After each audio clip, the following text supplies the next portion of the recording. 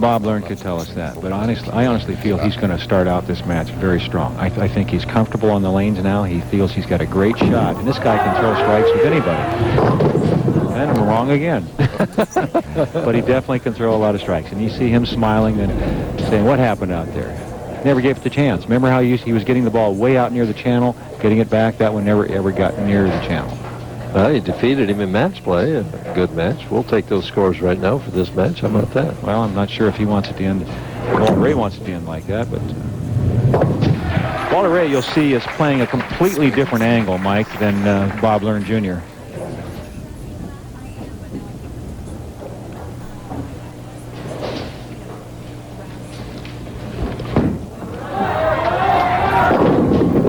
He finds a way to strike from almost any angle.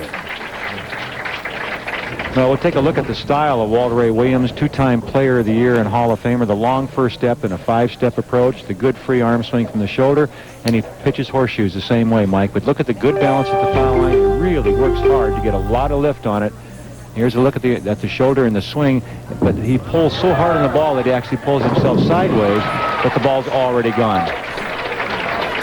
Well, no matter what he does, they all seem to wind up there. Bob Learn better get lined up like he was the last game quickly.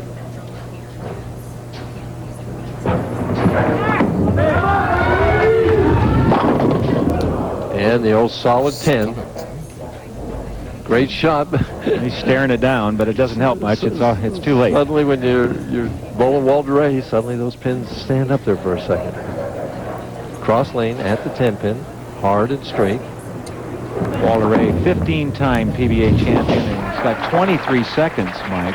He wants to get even. That's really what he wants more than anything else, is to get maybe one more win than he has seconds.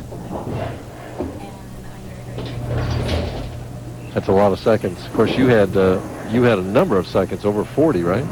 We don't want to talk about that. Let's talk about Bob Learn here. Okay. See if he trusts this one. Gives it a little more room, which he did. Left the 10-pin. Well, it was good to have Mike Albee join us.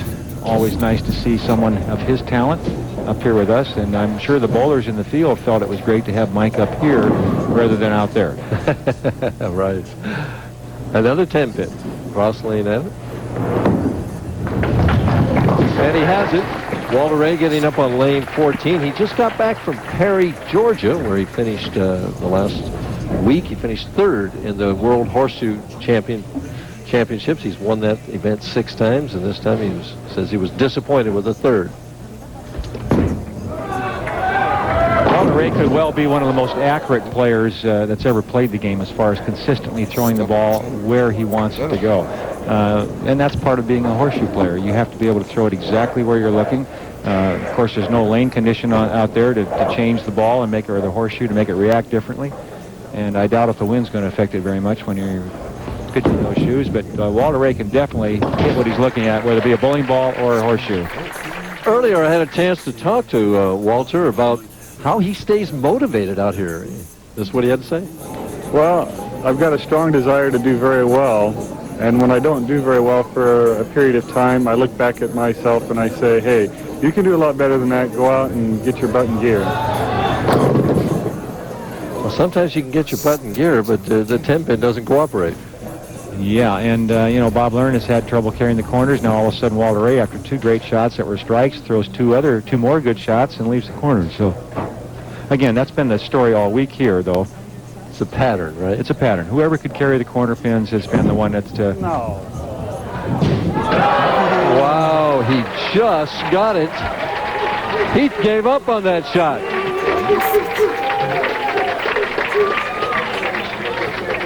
Well, the NFL on ESPN, it's the Bills. Can they rebound from last year? They're going into Kansas City, and they survive without Joe Montana. We'll find out Saturday, 8 o'clock Eastern Time, 5 on the coast.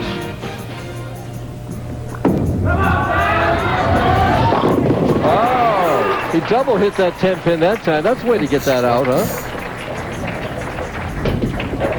Here's another look at Walter Ray, and he turned around and said, oh, no.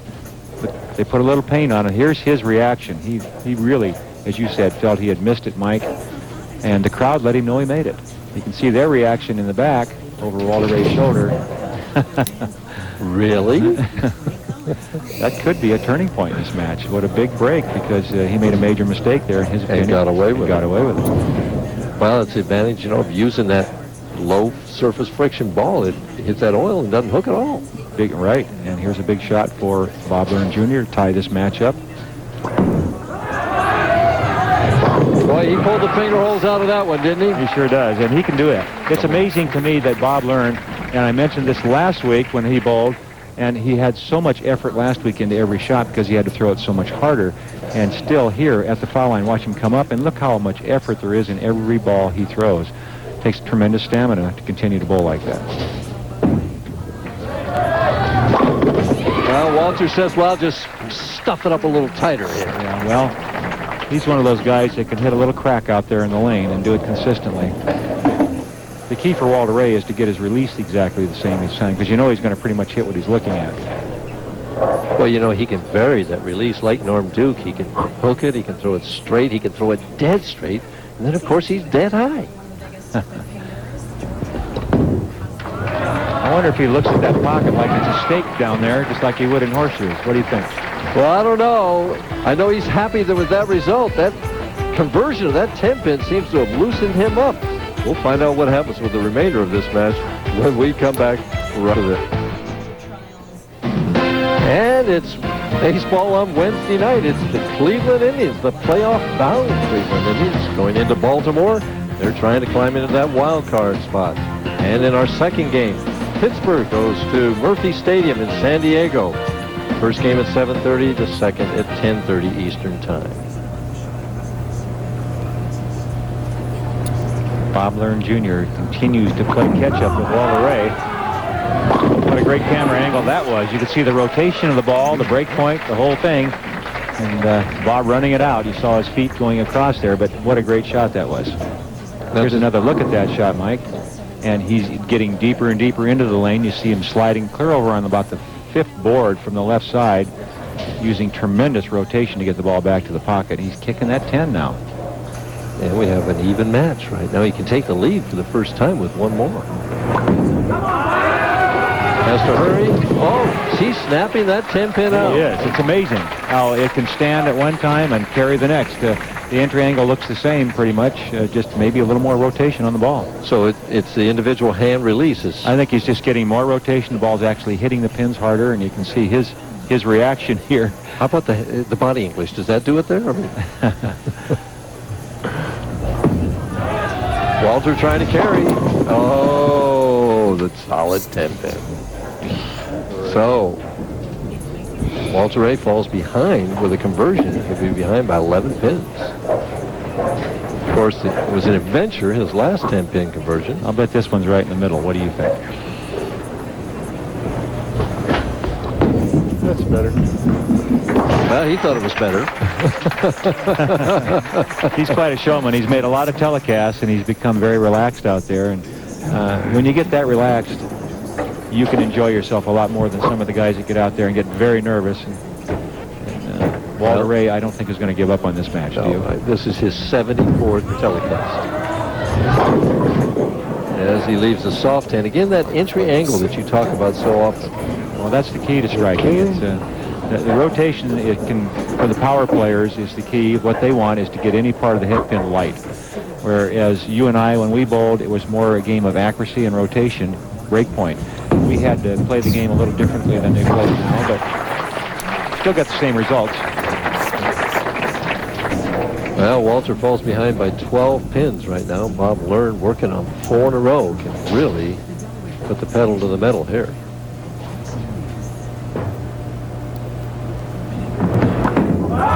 Boy, you got all of that one. And it rolled out right at the pocket, did it not? That's really the key, as Mike Albee stated just a few minutes ago when he was up here with us. If he can get the ball to roll out, which means it goes down the lane, hooks up, and then stops hooking, and that's really what they call a rollout. It loses its side rotation and rolls end over end right there, and that's 10 in the pit. That's absolutely perfect carry angle.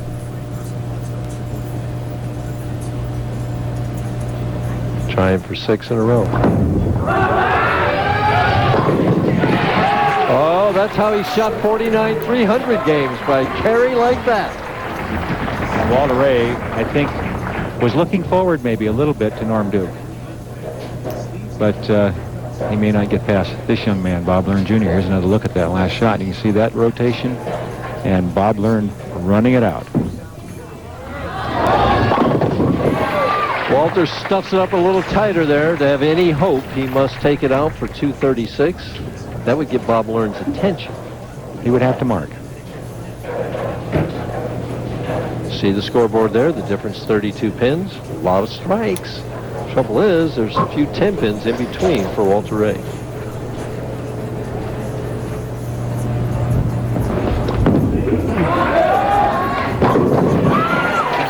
Well, when he really needs it, he snaps a 10 out of there.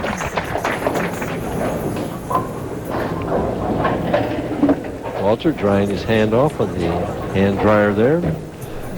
Norm Duke over warming up off the side, the tournament leader. He's not worried about either one of these guys. He'll come over here. He'll take on anybody. He doesn't care who they are.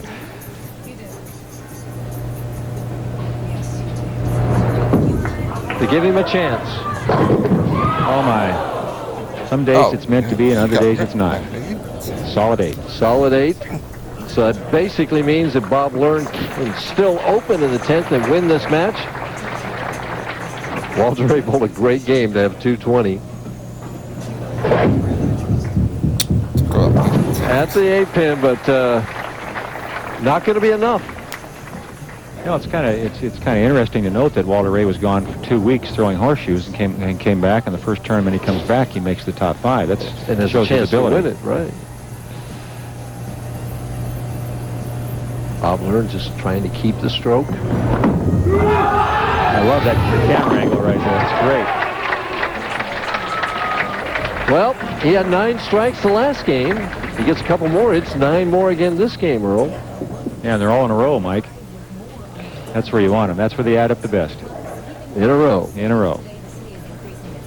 Take it out for 268 to go with 248.